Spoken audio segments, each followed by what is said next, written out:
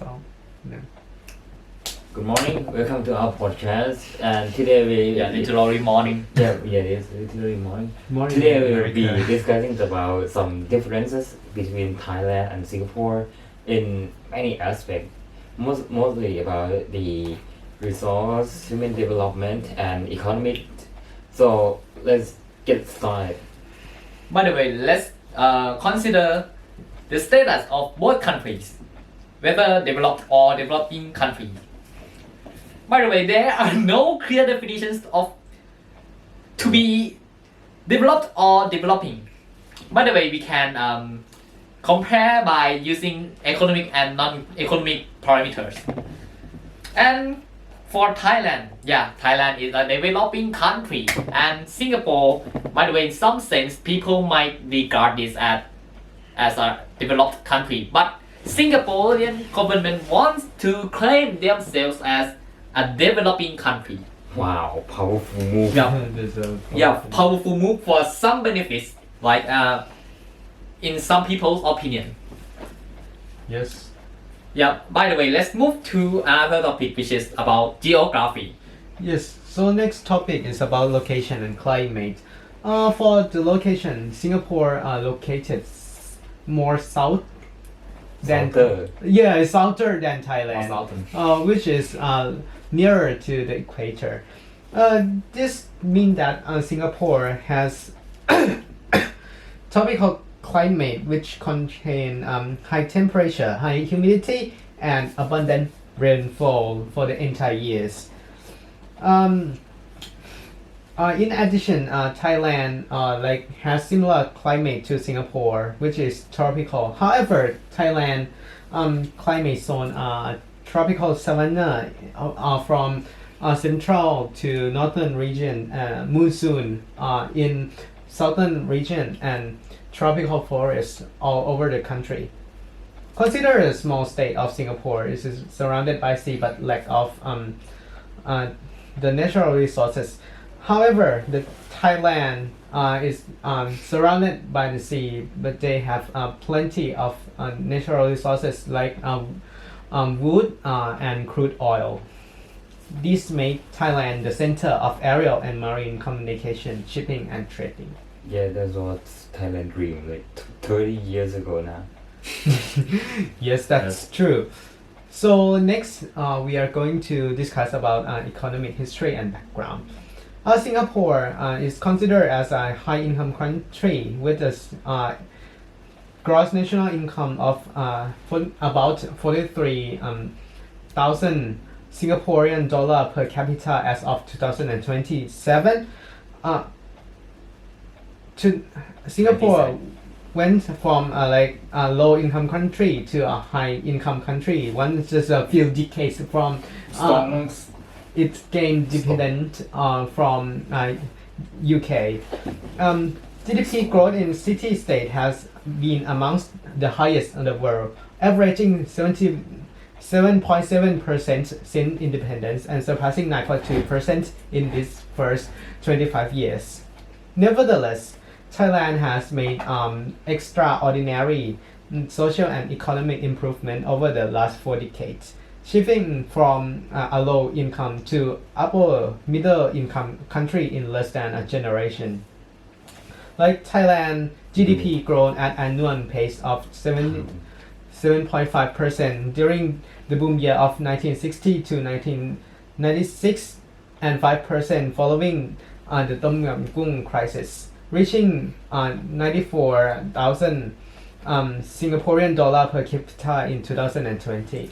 Let's see the demographic structure in Thailand and Singapore.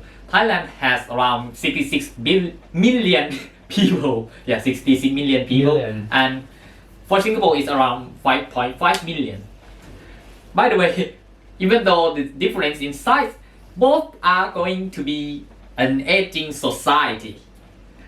And the median age of Thailand is 39 and Singapore is 42.2 years. And around for both countries, around half of the population are in around the working age, which is 25 to 54. And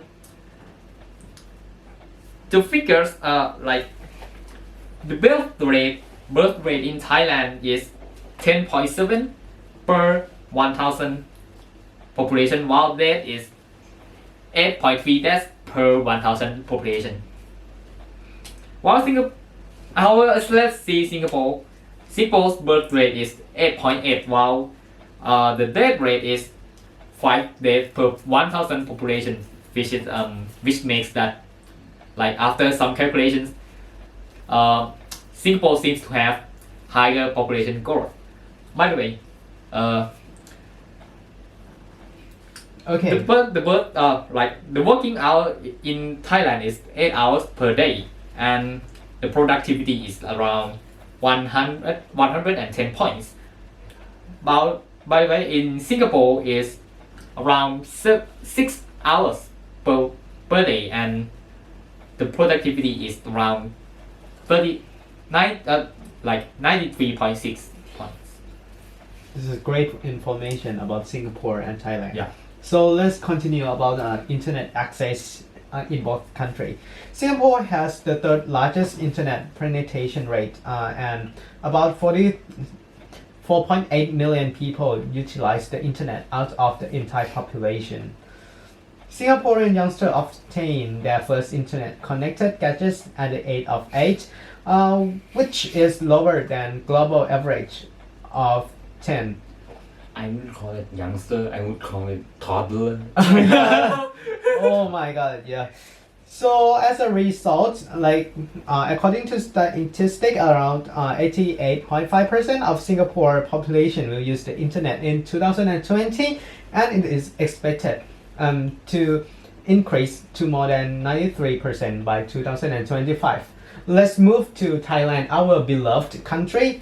Since Thailand has become more digitally linked in recent years, internet users are expected to rise steadily.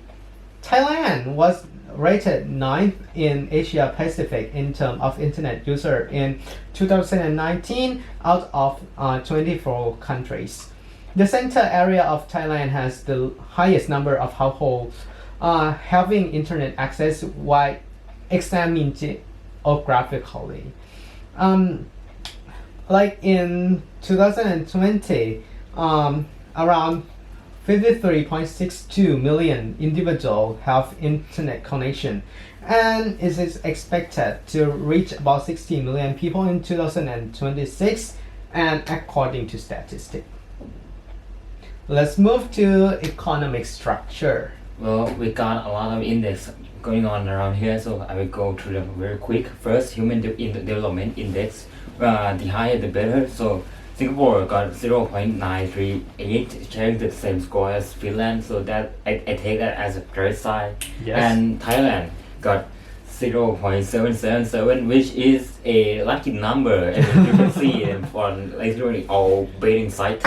And I should know that the world average was 0.737, so both did better job than the global average.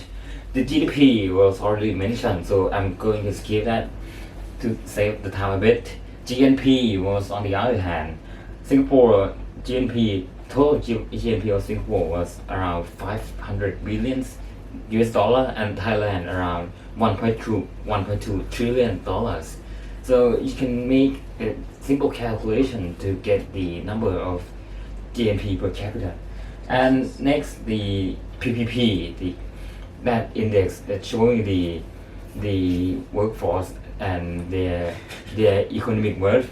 Singapore was around 100k per capita, and Thailand is around 18k per capita.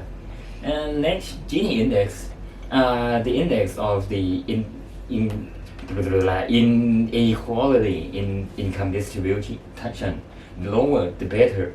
And to be honest, both of them did a very great job, setting at around 0.35 for both countries. So I take it as a great sign.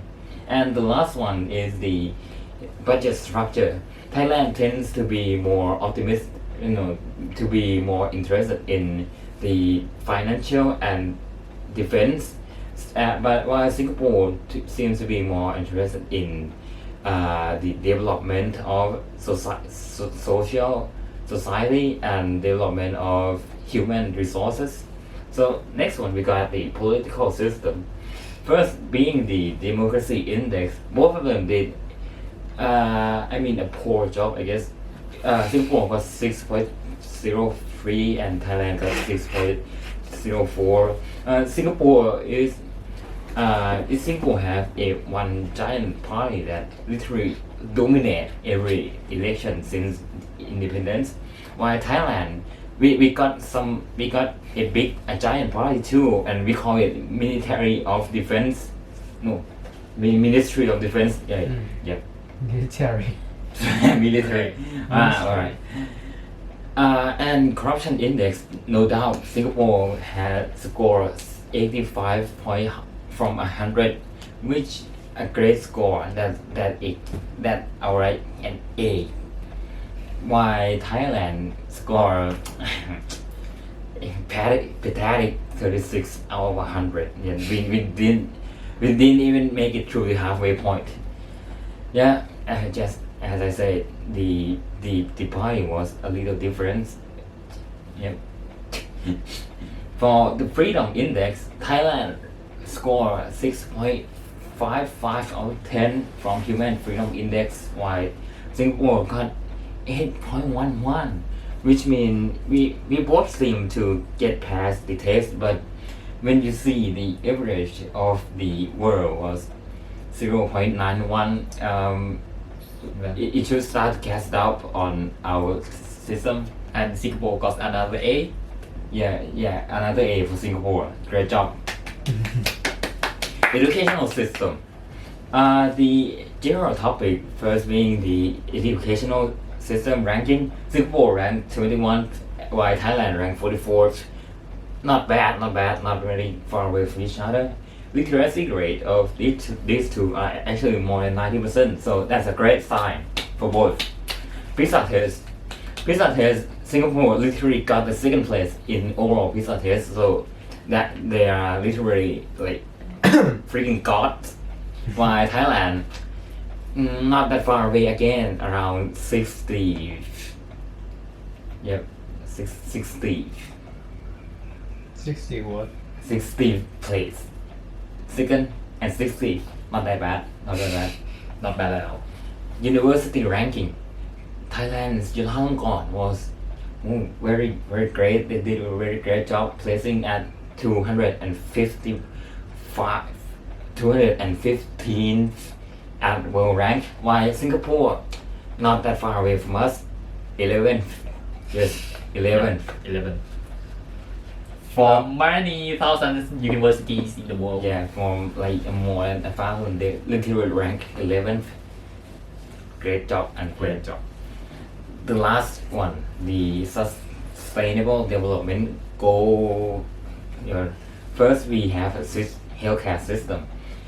From the WHO's report in 2000, Singapore ranked 6th and Thailand ranked 47th, which this latter took 5 factors into account: the healthcare service overall and distribution, responsiveness in overall and distribution again, and expenditure. Life expectancy of the world was around 72.6. Well, while in Thailand, average male baby tend to live around 71.8. That's a little sad life. While female got around 79.3 years. It is a little higher. But Singapore, it's Singapore again.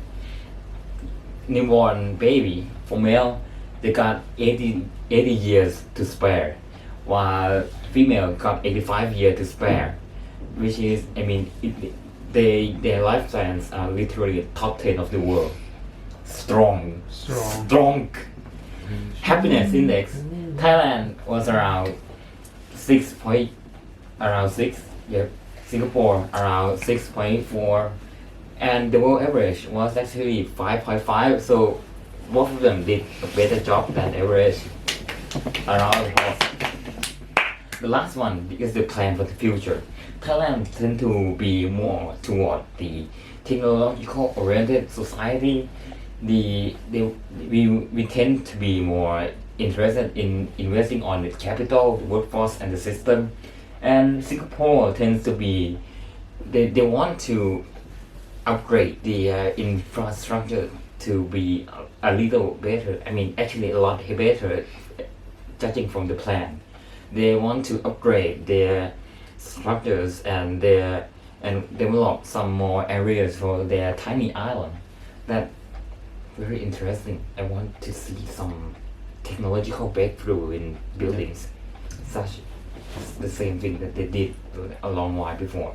Yeah, actually, Singapore has many things that are better in Thailand, so they just need to utilize their island. And by the way, to conclude, Singapore is literally better in Thailand in various aspects, even though they have the same, like similar military, not military, like political aspect, and like Well, not that similar, judging that some tests Singapore got A while Thailand failed miserably, but yeah, that's not that different. It's like a similar scheme. And yeah, I think that's almost all. So, Yes. so Thank that you. should be it. Alright, thank you. Thank you very you. much. Bye. And see you next episode. And hope we see you again in Singapore. Bye. Bye.